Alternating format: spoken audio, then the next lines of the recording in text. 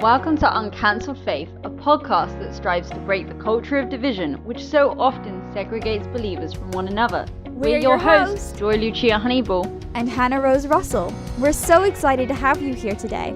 This podcast is brought to you by Inspire Truth. Our mission at Uncancelled Faith is to create a space for people to share how the Lord is calling them to live, bringing a new perspective on subjects that so often become a topic of division. This is not a place for debate, but a time to share testimony, dive into some controversies, learn from one another, and discover how the Father wants to encourage us in our faith journeys. These episodes are recorded with a live Zoom audience. We also stream live on Facebook and YouTube, so be sure to subscribe to our channel for regular updates and the opportunity to join the Q&A at the end of each episode. Get ready, because Uncancelled Faith starts now.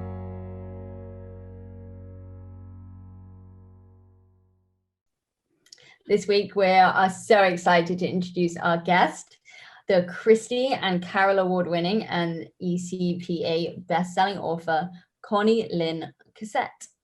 Welcome to Uncancelled Faith. How are you doing today? I am great. I am so excited to be here with you ladies today. And we're so excited to have you. I know many people watching and listening will know who you are, but for those who have never heard about you or your incredible books, why don't we start by you just telling us a bit about yourself, where you come from, how you came to faith in Yeshua Jesus, and what made you want to become a writer? Okay, well, that's a big order there. I'm the mom of two children. I have a 14-year-old and a 17-year-old, and I've been writing since they were little itty bitty. And we live in Texas. We've actually lived all over the United States. We lived in North Carolina for a while, and Utah and Seattle. We're actually originally from Spokane, Washington. And I started writing because I had always been a reader. I'd always been interested in history. And I was kind of doing some of my own personal study into the history and culture of the Bible, and trying to understand the connections between the Old Testament and the New Testament. So I was just kind of listening to podcasts and just digging in for myself. And I started thinking about the Exodus and what was going on kind of in the background. And I was reading about the mixed multitude that goes up with the Hebrews out of the Exodus. And I started to get kind of curious about who this mixed multitude was and why they went with the Hebrews. And so it kind of snowballed from there, and a story popped into my head, and it wouldn't leave me alone. And I really didn't have a whole lot of faith in myself. I didn't have a whole lot of self-confidence. So I wrote a few chapters, and I thought, this is the most horrible thing that anybody has ever written, and nobody will ever want to read it. And I put it away, and it took me a few more months before we actually moved to Seattle for a year, and there was nothing to do except for I had little tiny children, and we were like completely broke, and it rains all the time in Seattle. And so I was stuck in the house, and I thought, well, what's it going to hurt to pull it out and try? And so I went to the library, got every book I could possibly get on writing. And I started to work on it and ended up with a manuscript and entered it into a couple of contests, and it all kind of snowballed from there. So it wasn't something that I thought would ever become my life. I'm still kind of reeling from it, kind of pinching myself that it even is what it is. So God's been super good to me. And as for my faith journey, I grew up in a family with a mom and a grandma who are very, very strong in their faith. I would say I'm kind of a little bit like Timothy. And I actually went forward at a Billy Graham crusade when I was 6 years old. And I somehow ended up in front of a journalist who took my picture, and I ended up being on the front page of the newspaper the day that I accepted Jesus. And so that's really fun. I still have the newspaper. It was like Billy Graham, and then there's me in the dome. And so that's pretty fun, kind of record of that day I went forward. So, and then I was just, discipled by my mom and my grandma over my lifetime. And, went through some pretty big ups and downs. When I was 18, I kind of walked away from my faith, turned my back on the Lord, and turned my back on my family, and became a prodigal daughter. And so one of the books that I've written, Until the Mountains Fall, is a prodigal daughter story. And so there's a lot of kind of my emotions and feelings during that time within that book. So I've gotten to use some of that experience. But because my mama was on her knees for me just day in and day out, that period of wandering was a lot shorter than it could have been. And so the Lord got a hold of my heart, and ended up getting married and moved around and ended up writing. And here we are back again. So. That's cool. It's really great to hear your story. I'm really inspired by how God essentially kind of threw you into this profession through just this story that wouldn't let you go. That's so inspiring. I feel like the Lord kind of took me by the hand, because I had zero clue about publishing. I remember a friend of mine, I sent her the manuscript, and she said, well, you should do something with this. You need to get a literary agent. And I said, what's a literary agent? I had zero clue about the world of publishing and what it took. I'm actually a little bit glad that I didn't know, because I think it would have scared me. I know, yeah. It's scary. Yeah, so the Lord just kind of gave me light for the step I was on, and then I would move on to the next one, and then he would give me light for the next one. And, he took me by the hand, and he's been so good to me to just help me along and keep me grounded. And it blows my mind. Every day it blows my mind. And every time a new project comes up or something, it's just, God's so good. He's good. And I want it to be for his glory alone. So.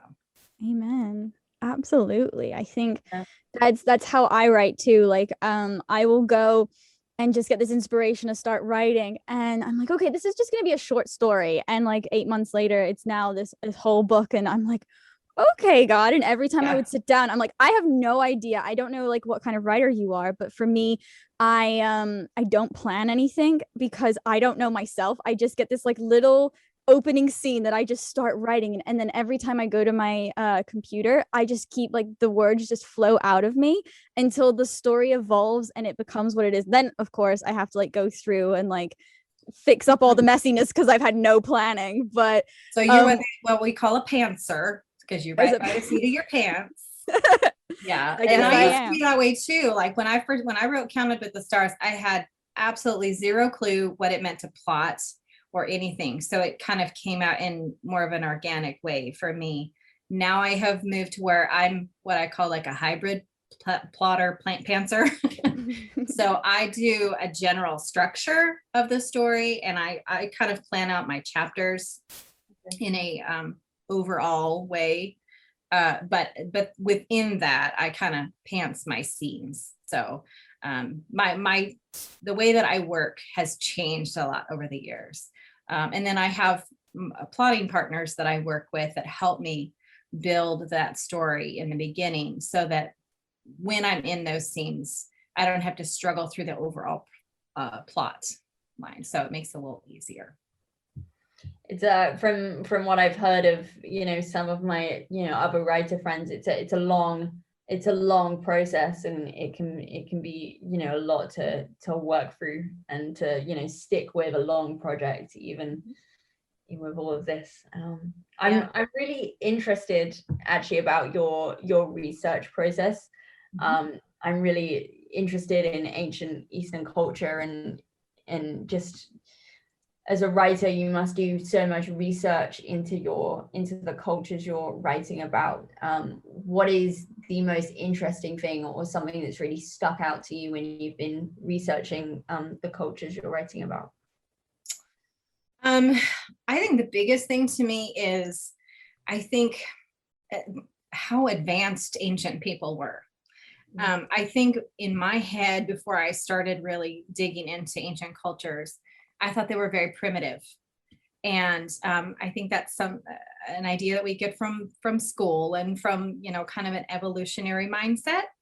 But when you go back and start to look at the architecture and the jewelry making and the metalworking and I was reading recently that Babylonian trigonometry is more advanced than the trigonometry they're teaching in schools. And so they recently found like new trigonometry that they're incorporating from the Babylonians. And so it just blows my mind at how advanced they were in some areas. And I think we've done a disservice to the ancient people in thinking that they were just primitive and rocks and sticks. And there was a lot more that we are learning every day about the ancient people, which I love those rabbit trails. I love to follow those. One of the reasons why I got so into my new series is because it's about the Philistines. And I found that there, like recently, was DNA evidence of where the Philistines came from. And there was a lot of kind of back and forth with scholars on whether they were from Africa or like Eastern, up like by Turkey or whatever. And but the Bible says they're from Kaftor, which is Crete. So the amazing thing is that the DNA evidence proves that they did come through Crete, which is awesome. So just there's so much out there, and I love it. It's true. I mean, we look at ancient culture. I mean, there's like difference. You look at the Greeks and you're like, the Greeks invented all this stuff, even the Romans. And people still get inspiration from those creators. But like there's other nations out there who are doing more. And who came more before? things. Like the people who came before the Greeks, the Minoans and the Mycenaeans, which is where it looks like the Philistines came from, was that those cultures. They were so advanced. They had huge palaces that actually had indoor plumbing, like real indoor plumbing. And we think that's a new thing. It's not. And so to look back even farther than the Greeks it's really interesting. So. Where was that in England during the Black Plague? The indoor plumbing would have been so much better. They needed to go and look back at the ancient Greeks. I know. I mean, the culture is constantly changing, even our generation today. I feel bad now that you said about the trigonometry, the poor kids. You've got in America the Common Core math still going, and then now you've got this trigonometry. I'm like, I'm glad I'm done. Yeah. Is there like I mean, you've said so many interesting things that you've learned, but is there one particular thing about the ancient culture of what you studied that has really captured your attention, that you've like fallen in love with, or really sparked interest that you added to your books that you want to highlight? Let's see. Well, I think what's most interesting to me in some of I wrote my second book, I wrote about a midwife. And so I started to learn about some of the ancient medical practices, which can be very weird. Very weird. In what way? The ancient Egyptians would use things like crocodile dung on wounds, things like that. And other like really strange things. And it was always kind of a mixture of magic and, they would call them sorcerers, right? Exactly. Like it was very intertwined. And so that's always been very fascinating to me. I don't know. Nothing pops off the top of my head. I think of something, I'll say it. I'm curious actually when you're doing your whole process as an author, how much time you spend researching, kind of writing, and then like editing, like what's your ratio? Well, Counted with the Stars took me 5 years, 4 to 5 years to write. And so because I was learning about the history and the culture and the Bible, and also teaching myself how to write. So it took me a long time to figure that out. But because of that, I spent 4 to 5 years just kind of deep in study. And so I kind of have a base of knowledge now. So I don't have to go back and like start from scratch every time I do a book. So I do a little initial research. Well, of course, I always start with the Bible. I start with the word, I figure that and I build my story on top of that first. But then I mostly kind of follow my own curiosity. And I love reading like academic papers. I love academia.edu, and they're always coming up with new papers all the time. It pops up on my phone in the morning. I'm like, ooh, I got to read that. And so I just kind of follow my curiosity and what I need to for a certain scene, like I studied games in ancient times, and the Philistines and the Egyptians loved board games. And so I thought, okay, this is really cool. I want to incorporate this in the scene. So I would kind of follow that rabbit trail and look for that. So it's not like I have to spend 3 or 4 months really digging in anymore. I really kind of follow what I need and where I'm interested in going. Do you ever just write a scene of how you think it should be and then research it after to just make sure that it's historically correct? Oh yeah. I'm always like checking back and, I'll think of a question and think, oh, and I've had to rewrite things, because, oh, that didn't really work. And my imagination was over here and the truth is over here. Yeah. I'm looking forward to using Scrivener for that. I had another novel that I'm like halfway through writing, and it's all marine biology and different things. And I'm just like, okay, I don't think this could actually happen or if it's factual. So let's just highlight it and then I'll research it later. Yes. The nice thing about fiction is you can use some artistic license, and sometimes you'll just write a note at the end that, yeah, this is my imagination. Yeah, but as long as it doesn't infuriate too many people. Yes. I know, like, when you read stuff, I mean, even we're talking about how you're writing the Old Testament, from the Old Testament, and the portrayal, when you look at movies or TV shows or even just other books, the portrayal of the people in that time, and how they represent it, you can either get them really good or really bad. I mean, you've got like the ones who are like the white Jesus and everyone is white and speaking, what you watch stuff and everyone speaks English. Yeah, like they're from England. It's like, yes. No, like how would you do you have any advice or things like to improve now that you've been researching Old Testament for so long, for them to improve upon this? Hebrew. It's Hebrew culture from start to finish. And so I try as much as I can to use Hebrew terms when I can. I don't know Hebrew. And so I just use, once in a while, I'll use some Hebrew terms I understand. I wish I had time to learn it.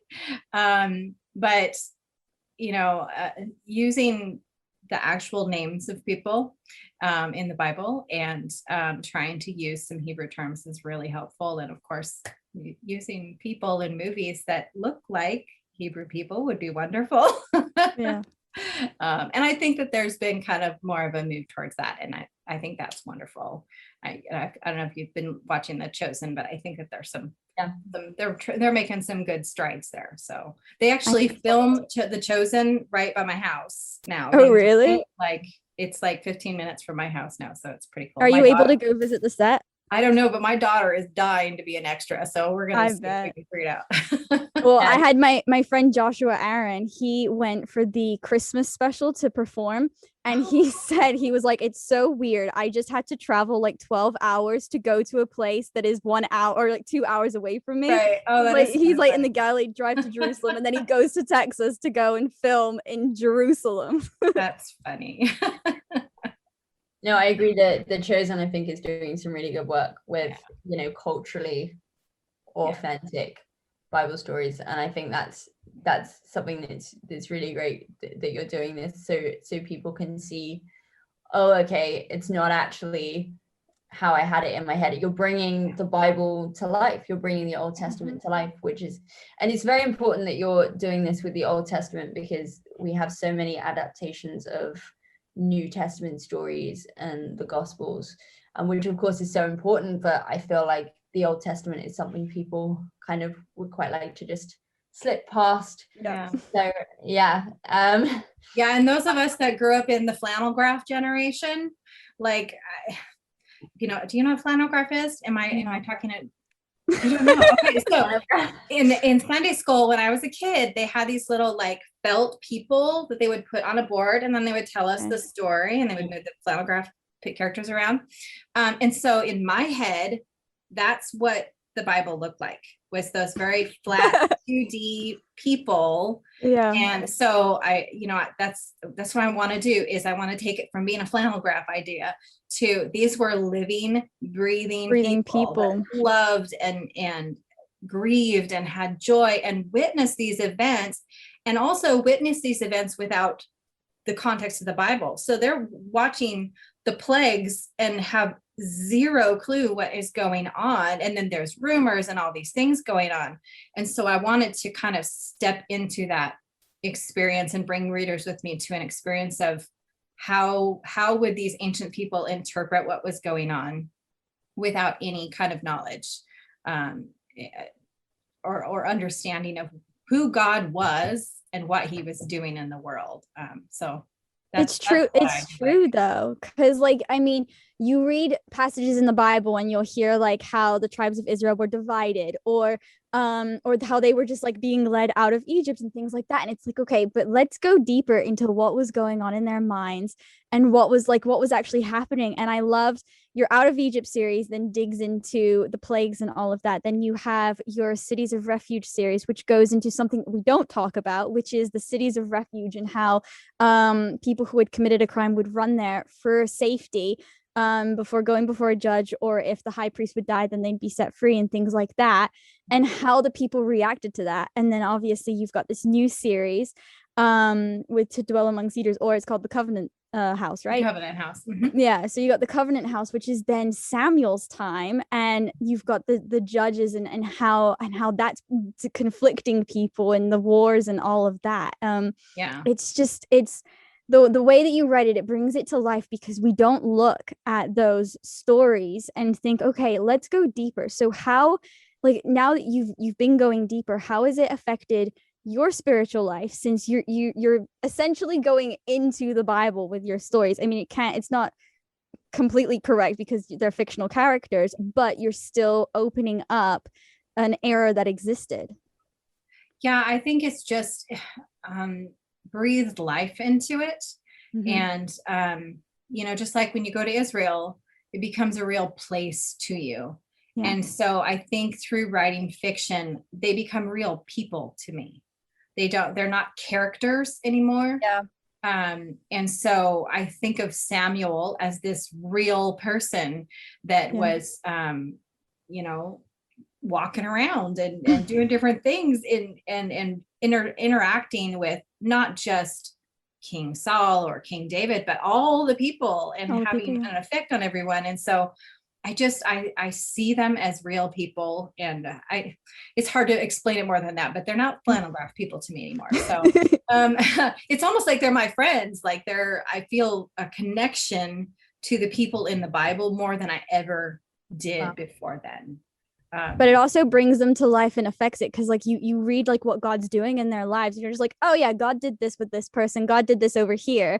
And then when you realize, wait a minute, this like really happened, like imagine it happening to you, how would you feel? Yes. What would happen? And it's just it takes it, like you said, it takes them out from being characters into a book and being like, hang on a minute, this is like this happened, and this is life-changing, just like Yeshua like coming to earth and then the cross and everything is. Yeah, and I think if we make the Bible, the people in the Bible more real, we can see that Jesus was real. He was really a person that lived and walked on this earth, and God is real, and he's living. And so I just think it kind of has had a ripple effect in my life, and hopefully in the lives of my readers. I love how you described your characters like your friends. I think that's so nice to hear. I'm going to be very disappointed if they're not in heaven. Do you have a favorite character from books you've written so far?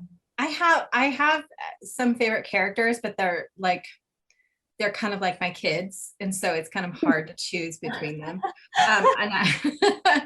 I think Mariah in the Cities of Refuge got to be a really favorite character of mine, because I started with her when she was 13, and I wrote until she was a great grandmother, and so I watched her whole life unfold, and the lives of her children and everything. And so she became very real to me. And then Lucio is probably my favorite. hero that I've ever written. And Why? it probably also is because I started with him when he was like 6. Yeah. And then wrote through his rebellious years and everything. And then I actually, I wrote some in between chapters, some bonus chapters that I'm giving out for people that have pre-ordered Between the Wild Branches. And so I dug even farther into his childhood. And so I just really, by the time I wrote Between the Wild Branches, I knew him so well that he came out of my pen super easily. And I knew him inside and out. And so I think that's probably my favorite characters are the ones that I spend the most time with. So It's true. As you're writing, you're getting to know the characters as you go, almost like it's writing itself. It is. You don't know what's gonna. I like that. They do things sometimes that I don't plan. Wow. Yeah. And you write it all like you've been public and said that you wrote everything like, is it called shorthand or just like Longhand? Yeah. Longhand. There you go. Longhand. Here's my notebooks, and I write it all longhand, and I write scene by scene or chapter by chapter longhand, and then I enter it into the computer and edit it as I go. So Between the Wild Branches is the first book that I wrote completely in longhand from start to finish. And so I don't know, it taps into a different part of my brain. Apparently, when you write longhand, you use both sides of your brain at the same time. It's actual brain science. And I can see a difference, not only in kind of the way I can get into my imagination quicker, but I can stay there longer, and I can actually do it even when there's a lot of stuff going on. In fact, on Wednesdays, my friend Tammy Gray and I go to the water park with our kids, and I write while we're at the water park, and there's just, crazy noise going on. Ow. But because I handwrite now, I can actually like stay in my scene so much better, which is great. Because before, if I was writing on a computer, I'd have perfect silence, or my ADD brain is going everywhere else. So it's really kind of revolutionized the way that I write. I can't imagine doing that. I mean, I can't have outside noise and things going on around me, but I have to have music in my headphones.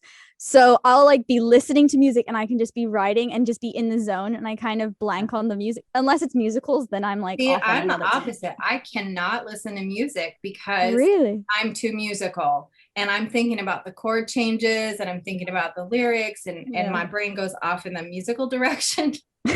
Yeah, I have to listen to just classical or just instrumental music, but very kind of ambient, very relaxed. Otherwise, I'm the same. I'll go off into I just listen to white noise. Yeah. Actually, Joy told me to listen to the Shadow and Bone soundtrack the other day. She said how amazing it was. Oh, I bet it is. And so it was amazing, but the problem was, as it was such a dramatic score, that I'm writing this scene and I'm like acting like I'm in this, like, I don't know, I was like making a murder scene or something. Like, it was like so intense. I'm like, this is not meant to be this intense.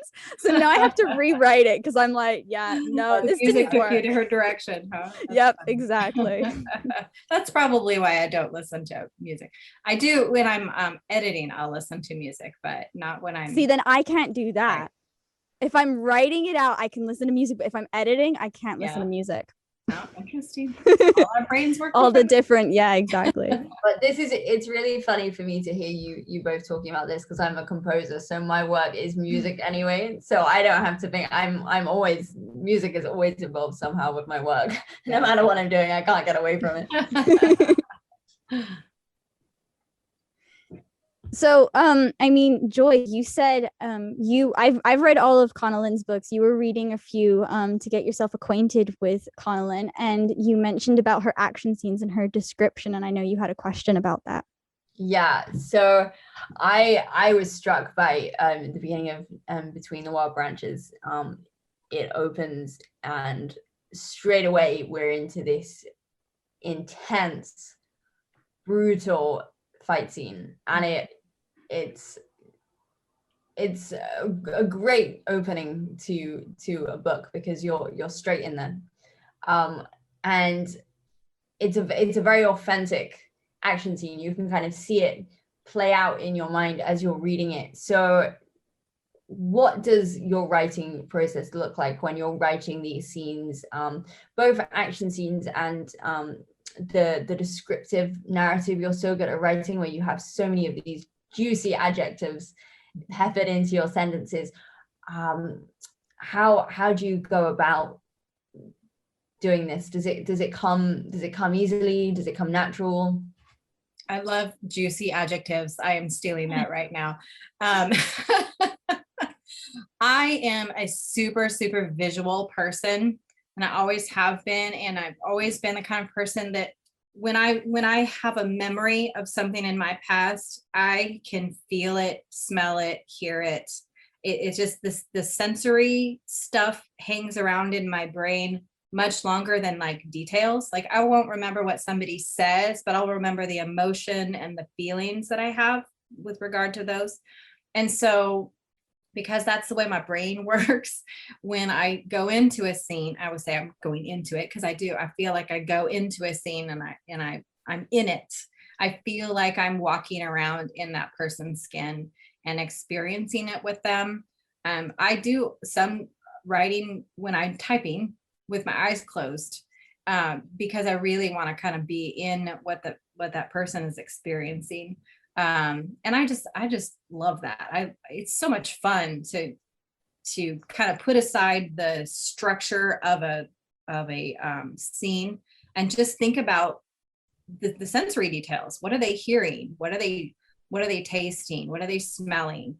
And so it's just fun. I enjoy kind of experimenting with that. I write mind maps. I don't know if you have worked with mind maps before, where you write a little thing in the circle and then draw lines out. Yeah. And so a lot of times if I need to really get into a scene, I'll write a mind map and I'll just write down anything, any sensory detail that I can possibly think of that might be part of that scene and how they are interacting with their environment. And so it's just, I don't know, it kind of comes natural to me, and I've kind of explored it and developed it as I've been a writer. And the fight scenes they're just fun. And my brother is actually, my half brother is an MMA fighter. He used to be an MMA fighter. And so I watched a couple of his fights. And he was kind of a Lucio type person. And so I watched some of that to try and get some of that sensory details. And then sometimes if I'm trying to work out a scene where I have to have somebody move in a different way, I make my kids do it with me. And I'm like, okay, now you put your arm here and I'm going to go like this, and I'm going to have to come around and punch you in the jaw. And so your kids must love that. I know. Love it. Like, man, mom has to punch me again.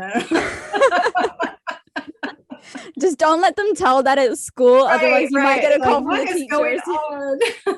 I love how varied like the life of a writer is. Like, you're not just at your computer writing words, you're building worlds, you're just, you're doing so many different things.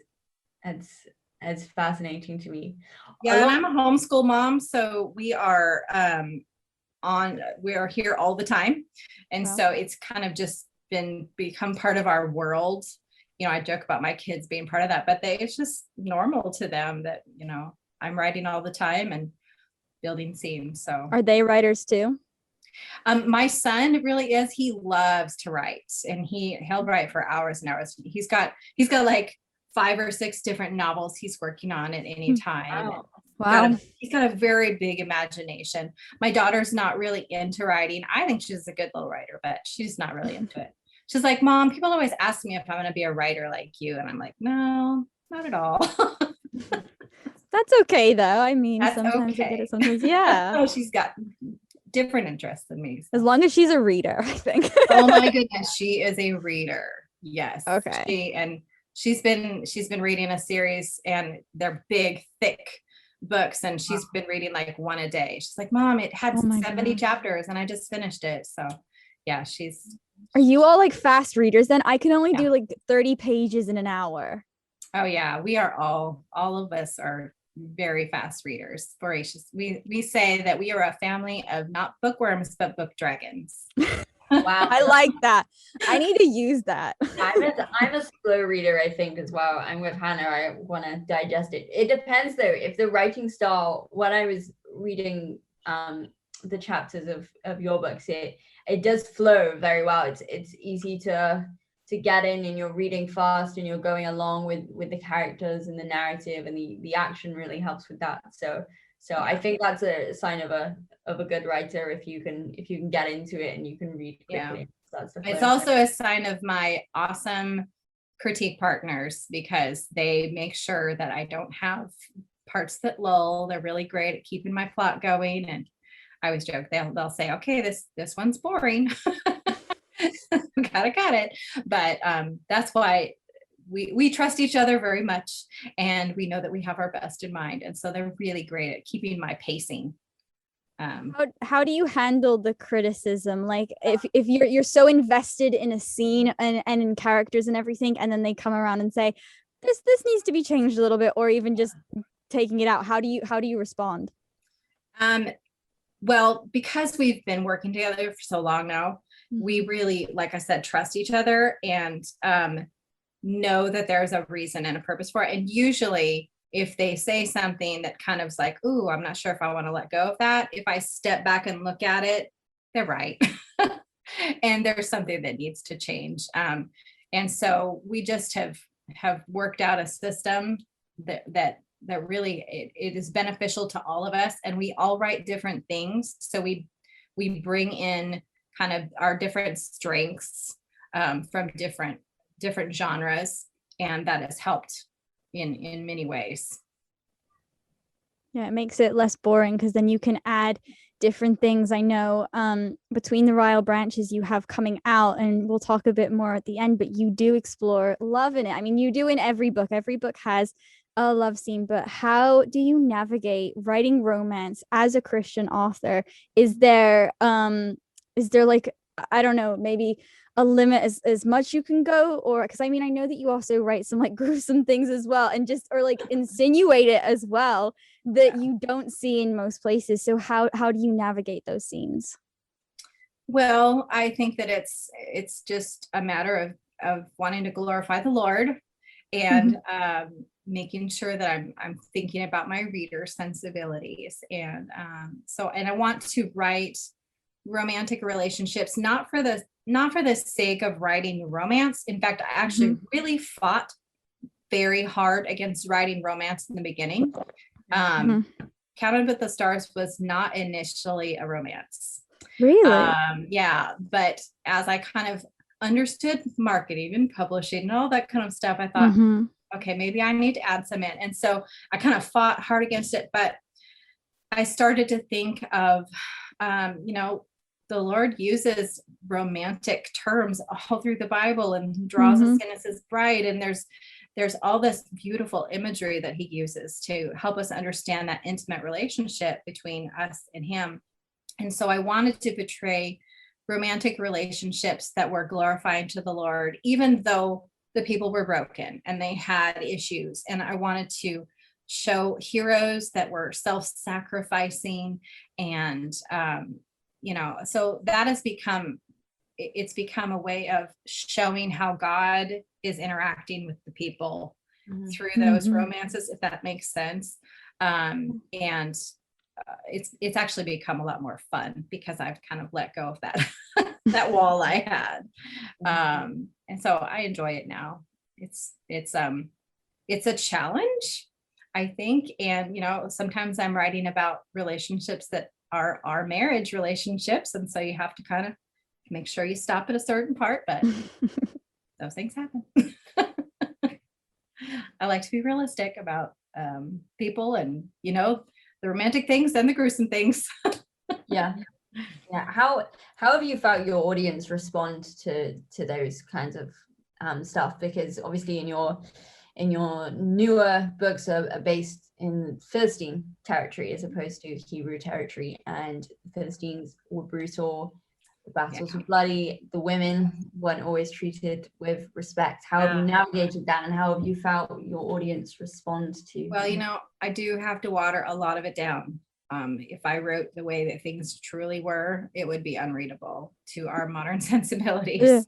And so I do have to kind of pick and choose the things that I write about and how I write about them. But for the most part, I think that people appreciate that and want to understand what it was really like, instead of kind of a romanticized idea of what Bible times were like.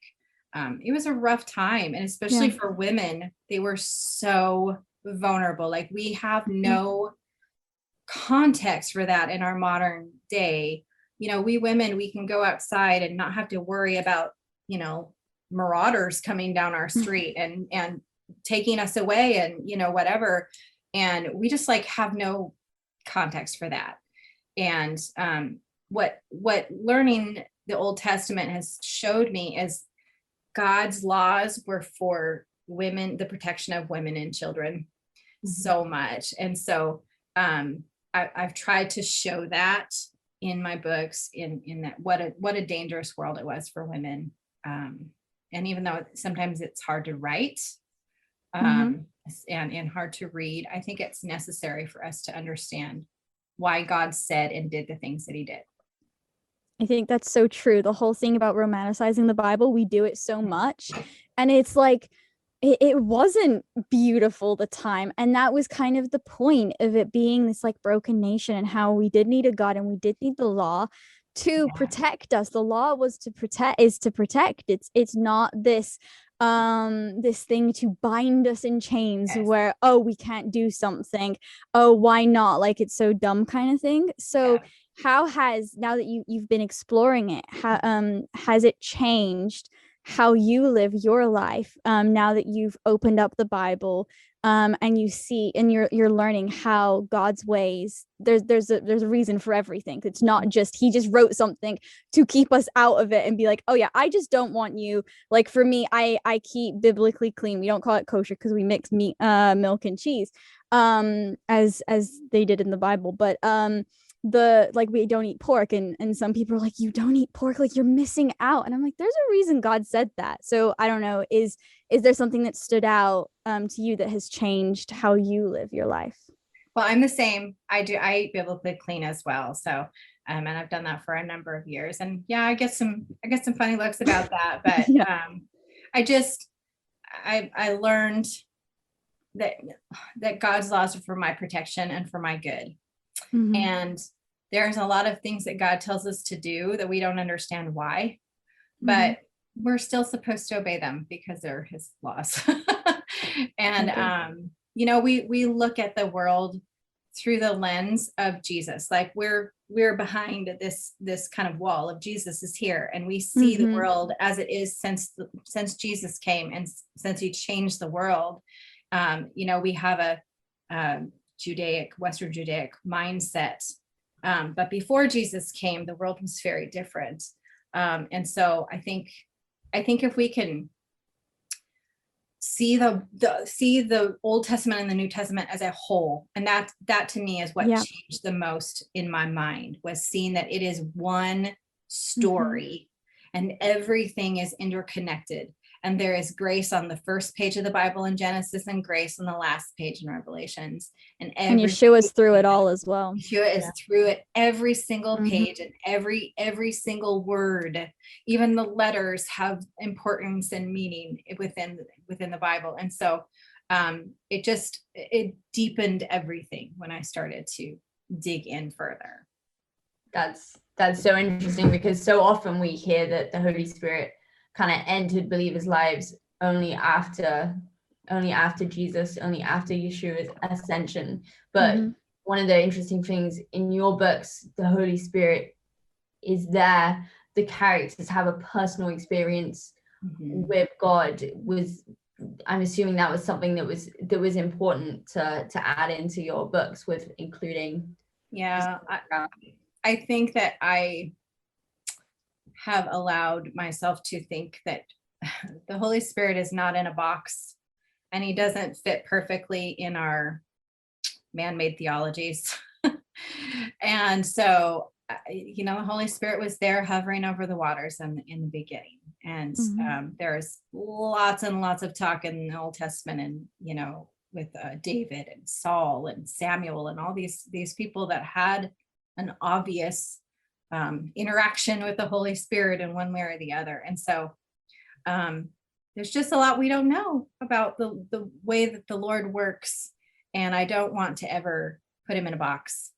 And so I have kind of allowed that to be part of my stories, and I hope that it will help people to maybe question a little bit what they thought they knew. If that makes sense. Yeah, I mean, because you look at the prophets, so you've got prophets and you've got people that God used and that he speaks to, but it just seems that in Christianity and just in the culture, it's like they stop there, where it's like, okay, these people had God in their hearts, Right. the rest were just following religion. And Right. it was like that's not what was happening. And Yep. so to have that personal relationship, I love like all of your scenes. I mean, the scene in the Out of Egypt series where it's on Mount Sinai, I like cried. I felt that so Yeah. strongly, and I went to my mom like crying, like, you have to read this. And then she listened to the audiobook as well and was like, yeah, like this is really good. And the way that every character that you write has this awakening. And also what's pretty cool is you always, your main characters for the most part are not born Israelites. Like they're foreigners, like they're pagans, they're like, they're not part of the tribes of Israel. And then you bring them in, and it's this whole thing as well of the grafting in, which we get in the New Testament, but we don't realize it was in the Old Testament as Always well. there. It was part of the law that God gave, was that this is how people become part of Israel. Yeah. Exactly. And you speak so openly as well about adoption. Both you were adopted, your brother was adopted, and then you adopted your children. So has that influenced why you write these adoption stories in all your books? Absolutely. It's a major foundational part of my life. I was adopted at birth, and my brother is from Korea. He was adopted when he was, I think, 4. And so it's always been a theme in my family. And then my husband, I knew from an early time that we were going to adopt. And so we have 2 children who were both adopted at birth. And I've had the pleasure of getting to know their birth mothers and also my own birth mother. I found my own birth mother when I was 22 on the newfangled thing called the internet. And so I've been able to have a relationship with her, and then also my half brother and my half sister. And so God has just been so gracious to me and showing me how he adopts us as Gentiles into the family of Abraham. And so I've had the extra kind of perspective of being an adoptee and an adoptive mom in that way. So it just kind of, I don't really plan it to be that way, but it just kind of naturally comes out of my stories. Although with the Covenant House series, I did plan for the 2 main characters, the brother and sister, to be adopted into that family. So it's kind of worked its way through that series in a natural way. It's like you take away the old, you enter the new, and you become part of it. It becomes your identity. Like, we are Israel. We're no longer like the Gentiles or who we once were. We become God's people, and his people are Israel, like all the tribes, and then all those who enter into his covenant. And I think it's so beautiful that you add that. Have you gotten a response from readers? Because it's such an unusual thing to add to Christian books. The adoption thing? Yeah. Yeah, I actually recently got an email from a reader, and she said, why are you using this when this is a modern thing, this adoption?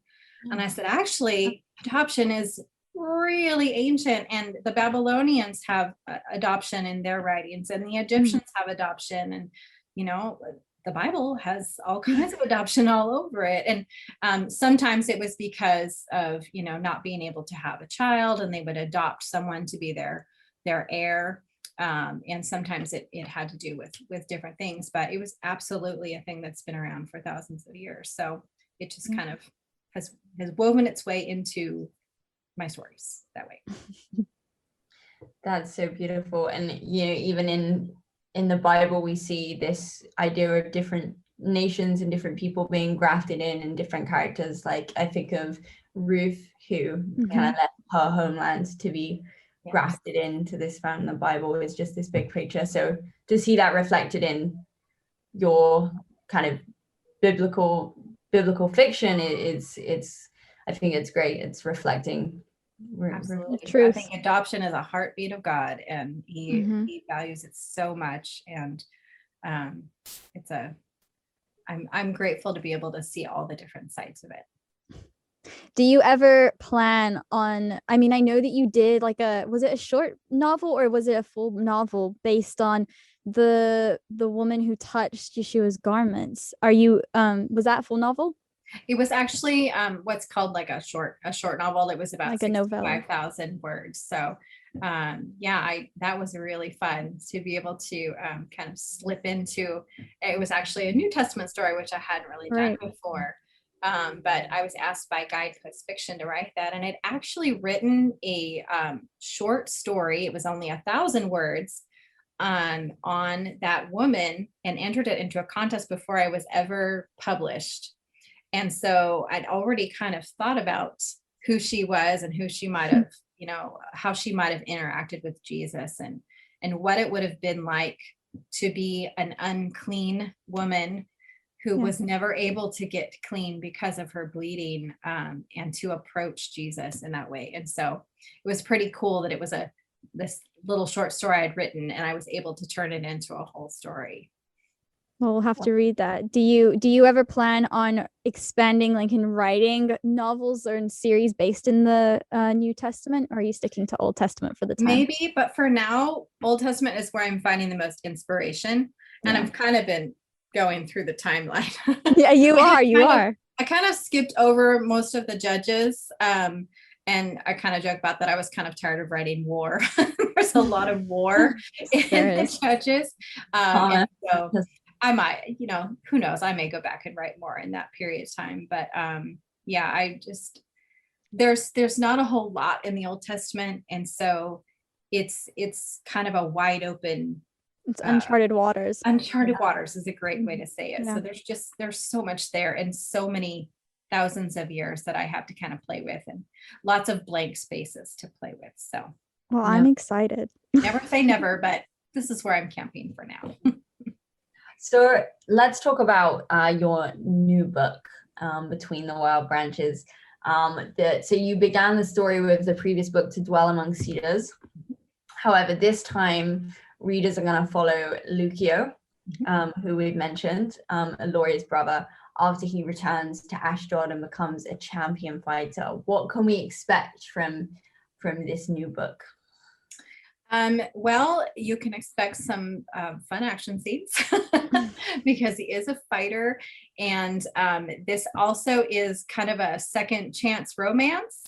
And so Lucio and Shoshana were childhood friends, and they were separated at some point. And so they haven't seen each other for 10 years. And both of them have really changed a lot in some ways. And Shoshana has gone through some of those pretty rough things that we talked about earlier that women had to deal with in those ancient times. And so what was interesting was writing them as children, and then thinking about how they had changed in that 10 years, and how their experiences had changed them. And so it's a lot of fun, and it was really fun to dig into the Philistines and what their culture might have been like. We don't know a whole lot about them. We really don't. There's been very little digging in that area, and the digging that did happen was like 50 years ago, and they're kind of still working through some of the stuff they found. And so we have little kind of tiny pieces about the Philistines. But now that we know that their DNA shows that they're from Crete, we can kind of maybe think about where some of their origins were. And so I used some of the ancient Minoans and ancient Mycenaean evidence of who they were, and kind of wove that in. So it's it's a lot of fun. It was a fun book to write. It was the book that kind of flowed out of me in a way that my other books hadn't before. So yeah. In what way? Like it just like all the words just came out, like it didn't need much effort? I really felt like it didn't need a whole lot of editing. Once it came out, it was pretty well what you read. And that might have been because of the way I wrote it by hand, and also because I knew the characters so well already. But it also is it's a fun book. There's just a lot of, I can't give any spoilers, but there's just a lot that happens. Of course not. But this is the first book where the majority of it takes place outside of Israelite territory. Yes. And you're focusing on the Philistines. What was it like to explore all that? I know you said that there's not a lot that you know, but I mean, to pick up on it from differing from the Israelites, because you've got the Israelites who are these children of God who are following the Torah, and then you've got these pagan, ungodly gods, people that they follow ungodly. What am I saying? They follow other gods. There you go. And just how the difference of it, and was it like, what was it like to explore that? And also, was it difficult to write? Because I'm reading some of the scenes, I'm not going to give anything away, but there is, I'll say, like a funeral scene and a dog scene that I'm just like, oh my goodness, I'm gonna cry my eyes out, and I might just have to take a break for a second. And it's just kind of like I was talking about before, like people that don't have the Bible and don't have Jesus and don't have that context, what were they like? They had none of God's good laws. And so they made up their own. And so it's just kind of a process of thinking how would they react to this, not knowing God and the goodness of God, and trusting in false gods instead. So the nice thing is, when there are places where I don't have a lot of information, I have a lot of blank space, and I can use clues and build them. And there was human sacrifice, and there is evidence of that in the Mycenaean and the Minoan cultures.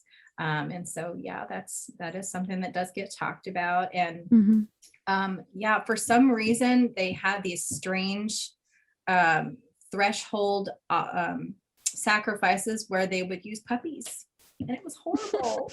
They would sacrifice puppies. I don't know why, but it was sad, and it was hard to write about. And I actually had one scene in To Dwell Among Cedars that I had to kind of change because it was a little upsetting to one of my editors. No, it was. Even what you left in was upsetting. I was like, oh my goodness. It was worse. Sorry. I mean, we do see that in the Bible, though, how when the Israelites moved away from God and started following other gods, you can go to Israel Tel Dan. There's a whole place. Every time my mom will not go anymore. The first time she went, she was like feeling physically sick because it was where the children's sacrifices would happen, and you can still feel that darkness there. I felt the same thing when I was there. Did you? Yeah. I know that's like the hard place to go, and everyone goes on the tours to like show you, and I'm just like, why?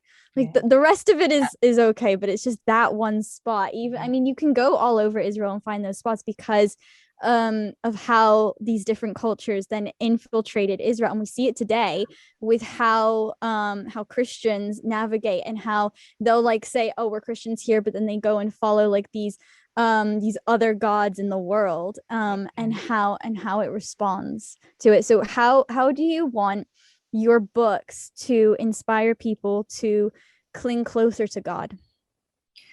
Gosh, I just want them to dig deeper, to not just read the stories and go, oh, that was a great story, and you know, but to dig deeper and to understand, like I said before, that everything is interconnected. And that Jesus is there throughout the whole Old Testament. And it adds a whole new dimension to your faith when you start to dig deeper into the context of what was happening during these times, and not seeing Israel as this monolith, like all of Israel. And that's kind of hard because a lot of times it'll say all Israel did this and all Israel did that. And that was kind of a Hebraic term. It didn't really mean all Israel. And so I have fun kind of digging deeper into that and showing some of the, not everybody believed that. And not everybody believed that Samuel was a prophet. And there was obviously a lot of problems between the tribes and everything. And so just kind of digging deeper and being hungry for the word and being hungry for understanding who the people were in the Bible, I think will help give a greater dimension to who God is and knowing his character. Amen. Amen. Yeah.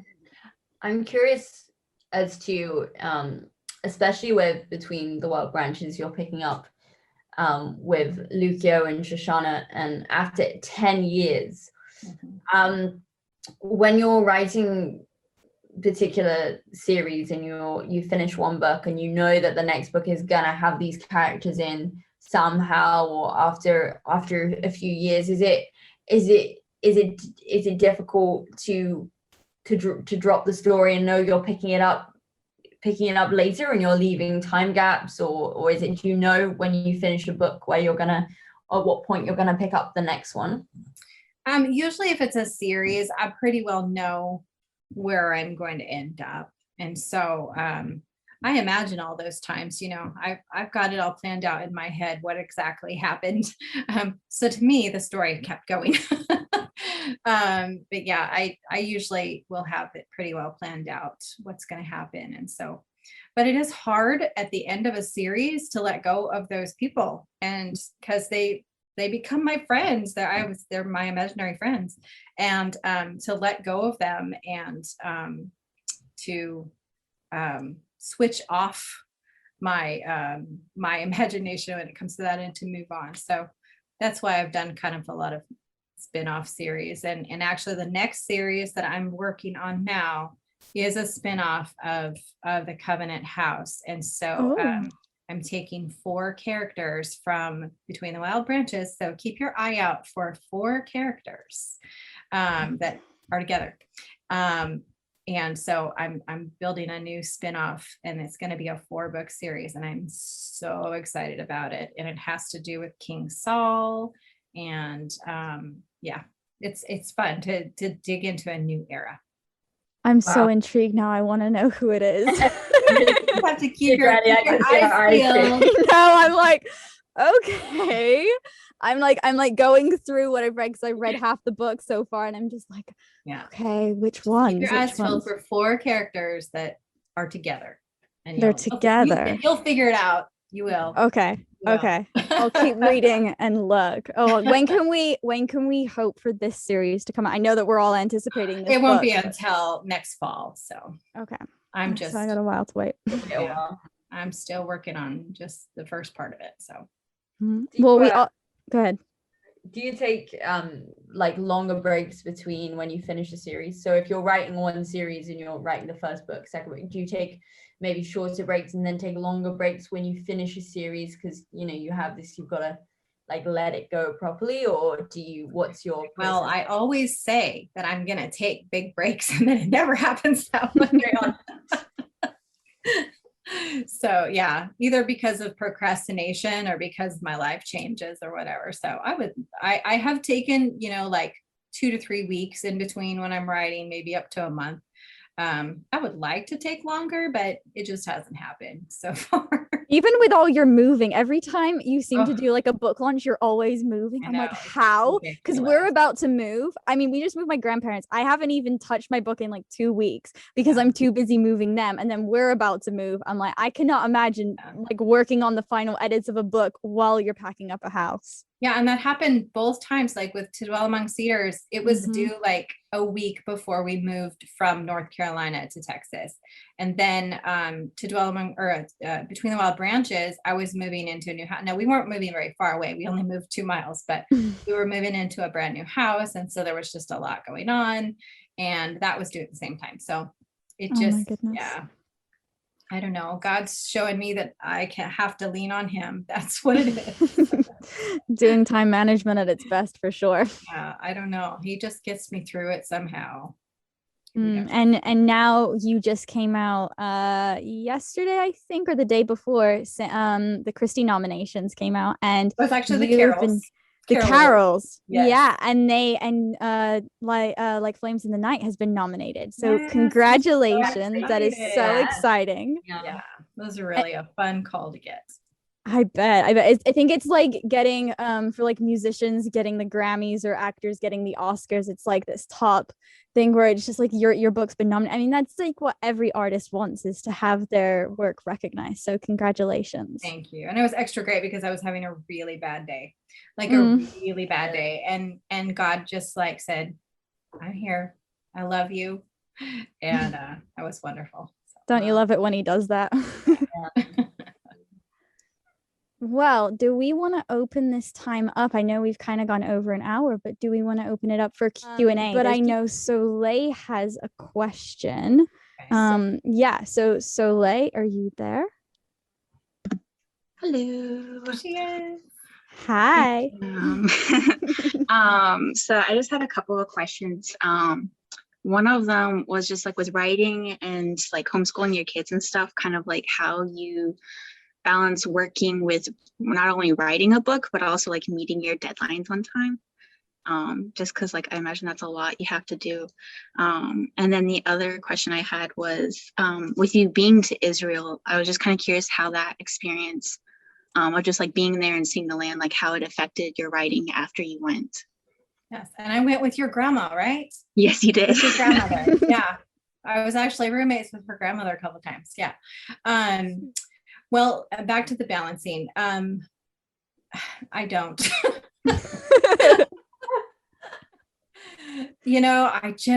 I take it day by day. And there are days when I do a great job of managing my time and we get everything done and accomplished. And there are days when it doesn't happen.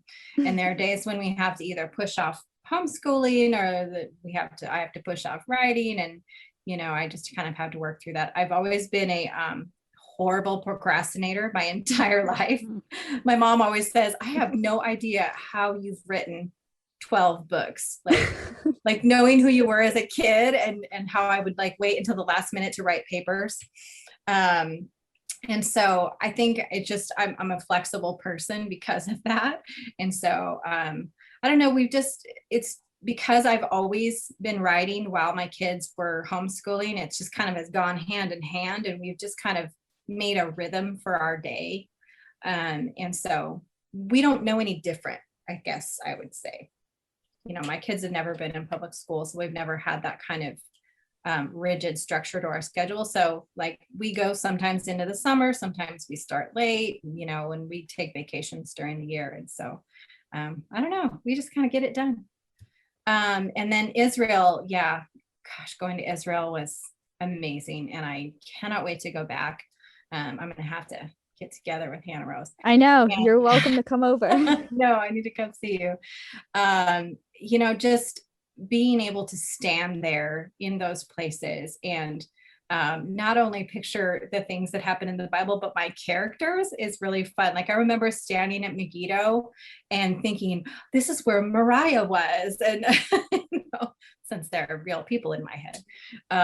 So yeah, that is really, revolutionized the way that I think and picture my scenes. So I hope I can go back very soon for sure. Well, if nobody else has any questions, then I think we're gonna close up. Thank you so much, Connilyn, for coming on tonight and sharing. For those interested in pre-ordering your new book that comes out, I want to say August 8th, or is it 7th? Oh, it's actually July 6th. July 6th. Oh my gosh, what's the month? July 6th. There we go. July 6th, which is just 2 weeks from now. If you want to pre-order it, the link is in the description on the Facebook. And then for all those listening on the podcast later on, it's going to be in the description on this podcast. So be sure to pre-order it, or if it's already out when you're listening to this, order it, because it is definitely a book that you won't want to miss. And can I put in a plug for Baker Bookhouse, because they have it on sale right now for pre-order on 40% off and free shipping. So that is just the best deal out there right now. Amazing. And if you pre-order, I am sending out a bonus gift of 8 free chapters So you will get to kind of know Lukio and Shoshana as children with these free chapters, and you don't have to read them to understand the story. It's just kind of a bonus. It's an extra to It's a give fun it extra. dimension to their relationship. So I actually started to write like 3 or 4 chapters, and they just grew, and I had too much fun, and I kept going. So now it's 8 free chapters. That's better. You can go to my website, ConnilynCossette.com, and get that pre-ordered. Definitely be pre-ordering that. Yes. Well, for all our listeners today, if you want to stay up to date with our upcoming episodes, you can follow us on Facebook, on Instagram, YouTube, and other streaming platforms such as Spotify at Uncancelled Faith Podcast.